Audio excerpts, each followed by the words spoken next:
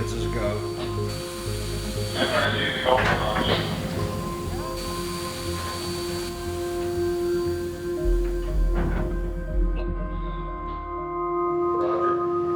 Ready to go or no go launch.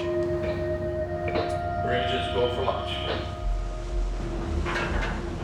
There will be a time when people will go to space at much less cost and very regularly. I think the same thing's going to happen going underwater. It's going to get less expensive and much more accessible. The tracking is go to launch.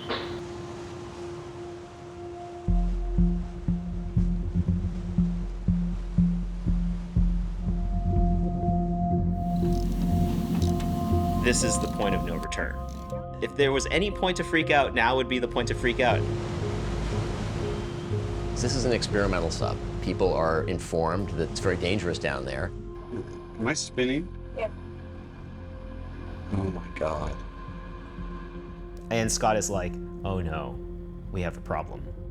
I was thinking, we're not going to make it. We can't go anywhere but go in circles. I just need to get there.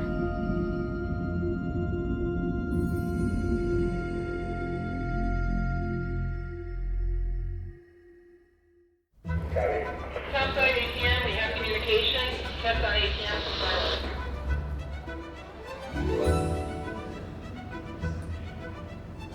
So this is an actual menu from the Titanic itself on the day it actually sank. And I very strangely came across it in a very small auction in Ireland. Yes, sir. Screw the anchor.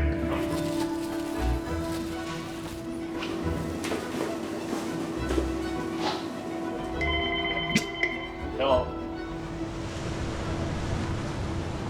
So I've heard the comparison, like at Titanic depth, it would be like having an aircraft carrier sitting on the sub. It gives you an idea of how much pressure there really is. That's my Mexican flag.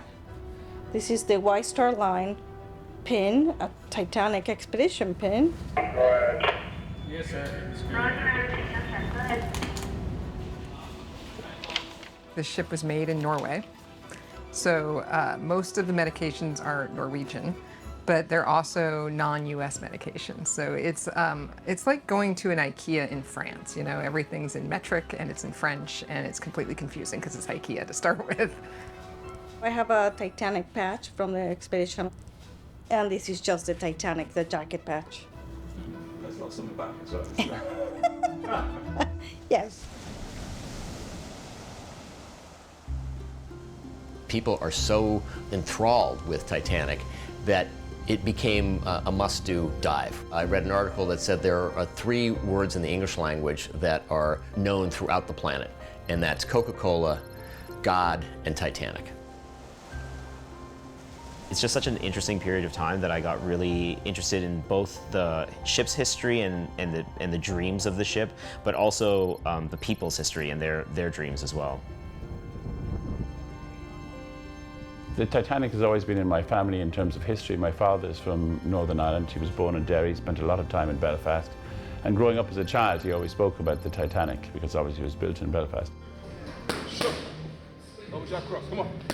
Sure. So we've always had what we call an Irish graw, which is a love for the whole history and the story of the Titanic. So I'm really pleased to be here. I've been keeping myself very fit and watching my diet. I had COVID a few years ago. In the meantime, I had a little operation and everything else, and still got myself ready and prepared for this because it means a lot to me. When I was a kid, nobody had found it. Nobody knew where it was. And so decided that I was going to go find it. So I needed to study science in oceanography. My first week of college, they found it. Somebody beat me to it. It was September 1st, 1985. There was a picture of a boiler in black and white on television, and the dream just crumbled.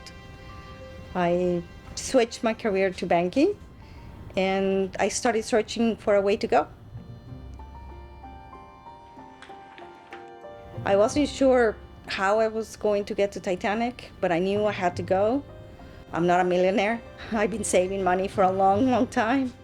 I made a lot of sacrifices in my life to be able to go to Titanic. I don't have a car. I didn't get married yet. I don't have children. And all those decisions have all been because I wanted to go to Titanic. When I met Stockton, I told him, here's my money. And he said, wait a minute, we haven't even built this up.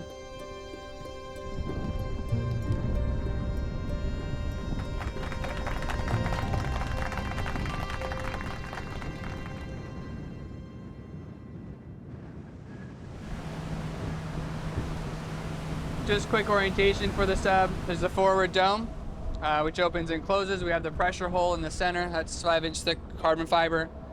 Vertical and horizontal thrusters you can see there. I like to tell people this is not your grandfather's submarine. It's got one button, and that's it. Yeah, so we run the sub with this game controller. It's made by Logitech, but it's basically a Sony PlayStation style controller. If you want to go forward, you press forward. If you want to go back, you press back. If you want to turn to the left, it's like that. You want to turn to the right, you turn to the right. The Lula test at 12 volts. Go ahead. I started off with a partly finished home-built sub that I built myself. Then I formed the business and acquired a sub that we modified heavily and sort of figured out what we wanted. Then we made the first level prototype of this, which was Cyclops 1, that was very similar, but was a steel hull that already existed, but it had some of the similar electronics, and then this was the ultimate version that we always wanted. So just another additional backup. It's a miracle it could do what it does when you look at it there, because when you look at it, it is very small. Yeah, it looks like it's put together with a piece of string, but it's not, obviously. But it's exciting.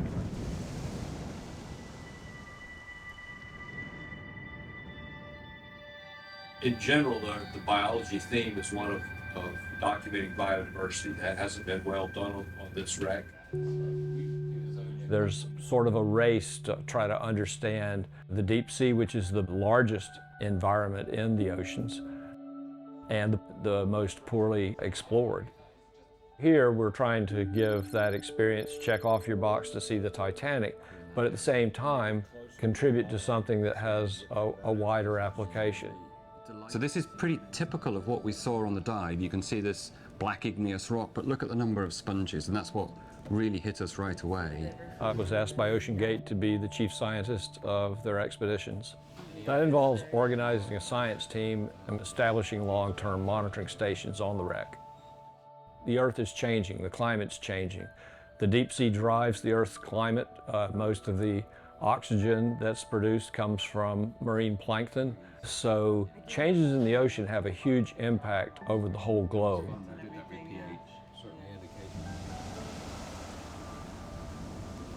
The team always says, you know, there's no guarantee you're going to see the bow, there's no guarantee you're going to get down there, because there's so many variables. You know, some are man-made, some are nature. Sometimes it's both put together. I was able to join their expedition last year. We took the dive and dove for about 2 hours and maybe 15 minutes or so. I heard we got within like 2 football fields of the Titanic. And then suddenly Stockton says, like, oh, we got to turn around. And at first I thought he was joking, because we were over 2 hours into our expedition and so close to the bottom. But then he explained that, like, one of the batteries kind of went kaput, and we were having trouble using the electronic drops for the weights. So it would be hard for us to get back up to the surface. The stakes were quite high at that point. I was really intrigued with, like, okay, so we can't get to the site tonight. What are our options? Is it under you, Bridget? We had discussed actually just sleeping at the bottom of the ocean in the submersible. We have special weights on the submersible that will dissolve after 24 hours, so they would just drop off and then we would be able to get up to the surface. That's one option. We're down here for another 16 to 24 hours. We will drift down, we will hit the bottom. We'll have communications. We can talk to them. I'm fine with staying here. It's your call, Stockton. You understand. I think it's Ron and Jaden mostly. Yeah, well. Yeah, I'm fine with staying down here. I was all about sleeping in the submersible overnight. I think me and someone else were, but then the other half of the crew were not as happy about that. You still pumping? Yeah. What do you have pressure-wise? 58. Somehow Stockton managed to hydraulic pump it manually so gently that it was able to slowly release the weights. Yep. Did we change our rate? Hang on a second. We are starting to come up. We are? Yep. Okay. We're definitely coming up. I think you did it, Stockton. Maybe. You 90% did it. Hey, there's some luck here. High Get a win. five. High five on white guys. Here we go. Okay. Maybe a win-win. Maybe. Yeah, or maybe they want to lift it. This is why you want your pilot to be an engineer. Yeah. Let's see. First thing anyway.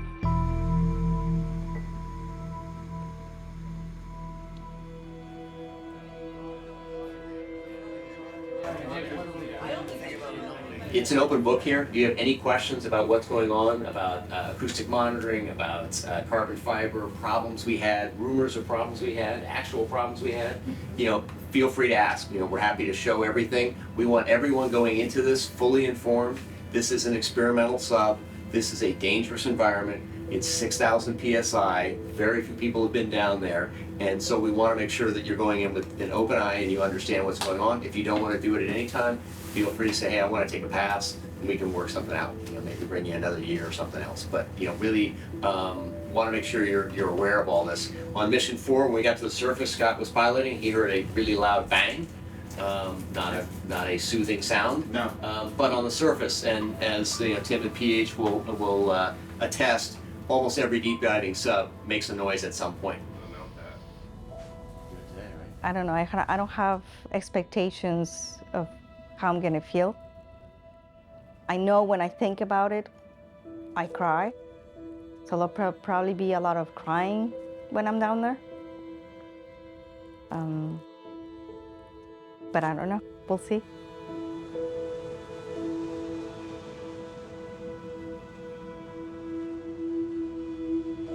Every night before a dive, everyone gets together and draws on some of these styrofoam cups.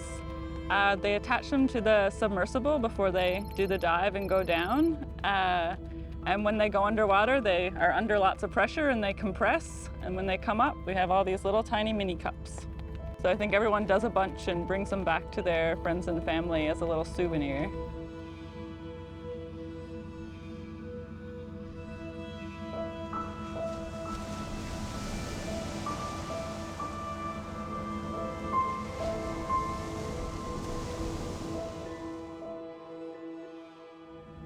So my alarm just went off. It's about 3:30 in the morning. We're supposed to be on the back deck by 4 a.m. to start the process of loading up and everything. So it's not a very often I wake up this early, but it seems worth it for today.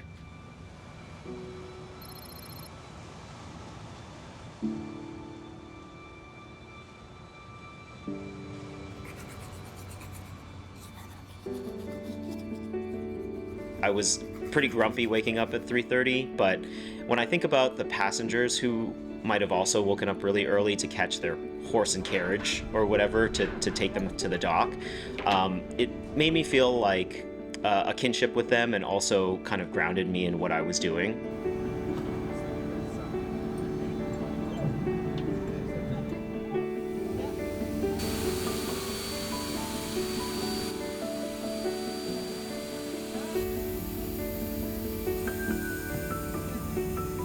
The dome is open and I step up into the sub. You know, I get chatting with the fellow passengers, which is probably what the Titanic passengers did as they all kind of boarded at the same time. See you later, guys. All right, happy day. I know I'm gonna be seasick, so I sort of commandeer the front of it so that I can get to the porthole.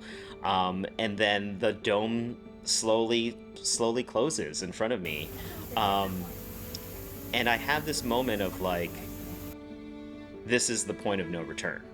I'm not claustrophobic by any means, but in that moment I'm like, well, if there was any point to freak out, now would be the point to freak out. And I sort of did I do a gut check with myself, and I say, nope, not freaking out. I'm actually excited. I think the nerves in the stomach was not of anxiety, it was of excitement.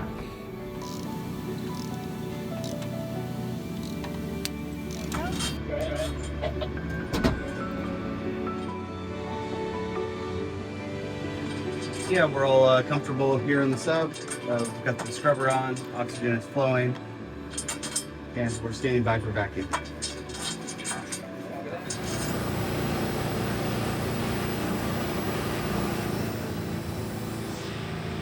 In the last 35 years, I did 37 dives to the Titanic. Each expedition, you can see more and more. You have, for example, the deck of the ship collapse on each other, and step by step they disappear, and we can see through the deck. Of course, the deterioration is bad, but in the same time, the wreck is like a sanctuary for the marine life. We're just in limbo now. Yeah, just the beginning of the roller coaster. No turning back now. It's always interesting to be on the outside of the sub. Spent most of the time diving on the inside of the sub. So it's a different tempo out here. Different things happening. If we have a contaminated atmosphere in here, we've got some smoke hoods. Those are located directly below Jaden, and we'll hand those out and put them on as needed if we have a contaminated atmosphere. If you smell anything in a sub, weird, let me know immediately. No two launches or recoveries are the same. There's always something different, and that's the problem, is there's so much that can go wrong. It feels just like a ride at Disneyland. This is part of the experience. You know, Blake's a super solid diver. I don't worry about him one bit. And it's communication, making sure we're all communicating. Should I worry about you? You haven't had another bad recovery. I worry about him when he's not in the water. I worry about him when he's breathing surface air. I'm sure not only I, but the other people with me will have mixed emotions when we go down. You're bound to have mixed emotions. I'd say quite strongly so.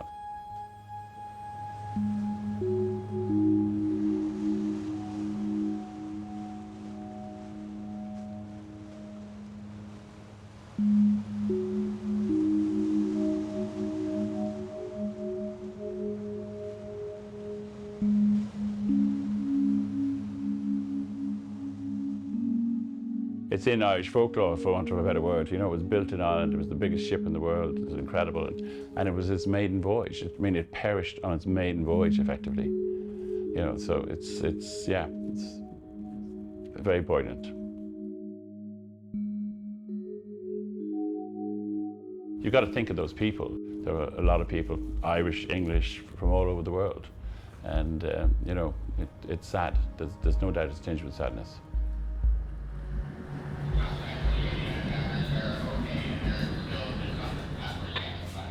All stations are reporting the dive as a go. Please stand by.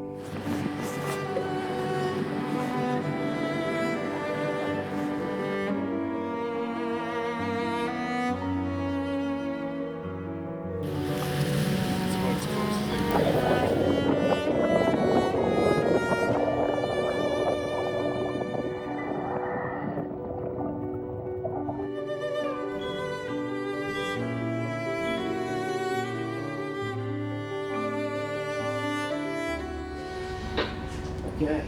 Copy, take down platform.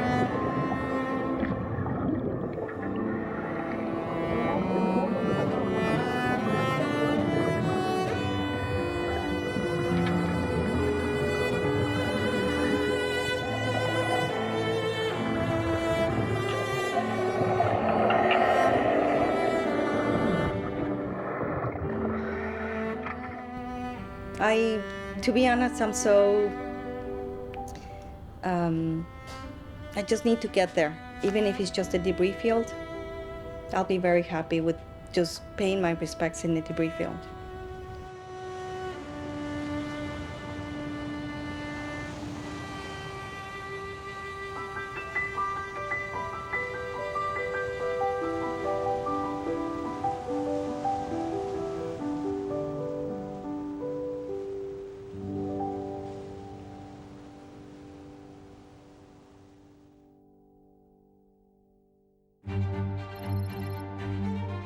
For about 2.5 hours, we see nothing but darkness. And then all of a sudden you see the earth come up to you, and it does feel like it's coming up to you because you're descending so quickly. Seeing the natural bottom of the ocean come up at you was sort of spectacular.